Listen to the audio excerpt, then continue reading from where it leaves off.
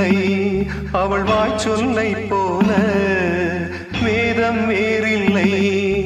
கடவுளும் நீயும் ஒரு தாய் பிள்ளை இருவரும் தனிமரம் தானே